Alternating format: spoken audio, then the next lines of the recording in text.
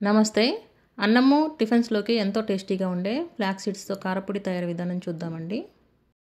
Stove మీద బాండిల్ పెట్టుకొని అందులో పావు కప్పు వరకు పచ్చిశనగపప్పు, పావు కప్పు వరకు మినపప్పు వేసుకొని వీటిని లో ఫ్లేమ్ మీద కలుపుకుంటూ కొంచెం రంగు మారే వరకు వేయించుకోవాలి.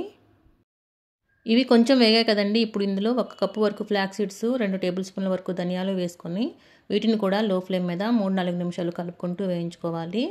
ఫ్లాక్స్ సీడ్స్ వేగి చిటపటలాడే సౌండ్ వస్తుందండి. అప్పుడు 1 టేబుల్ స్పూన్ వరకు జీలకర్ర వేసుకొని మరొక అర నిమిషం వేయించుకొని స్టవ్ ఆఫ్ చేసేసి వీటిని ప్లేట్లో తీసుకొని చల్లారనివ్వాలి.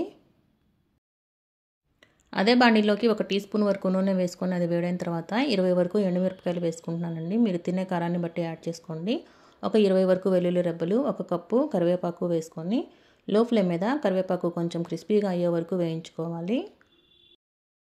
అవి కొంచెం ఫ్రై అయిన తర్వాత చిన్న నిమ్మకాయ సైజంత చింతపండుని వేసుకొని ఒక అర నిమిషం పాటు వేయించుకోవాలి. కరివేపాకు చూడండి ఇలా క్రిస్పీగా అయింది కదా.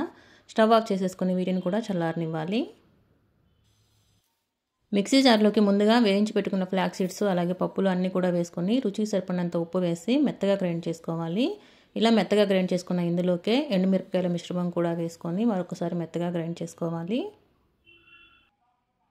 ఫ్లాక్స్ సీడ్స్తో కారపొడి రెడీ అండి. ఒకసారి ఉప్పు చెక్ చేసుకొని అవసరమైతే యాడ్ చేసుకోండి. అన్నము టిఫిన్స్లోకి చాలా బాగుంటుంది. ఎయిర్టైట్ కంటైనర్లో స్టోర్ చేసుకుంటే 2 నెలలకు పైగా నిల్వ ఉంటుంది. ఈ వీడియో మీకు నచ్చినట్లయితే వీడియోని లైక్ చేయండి, షేర్ చేయండి. Thank you.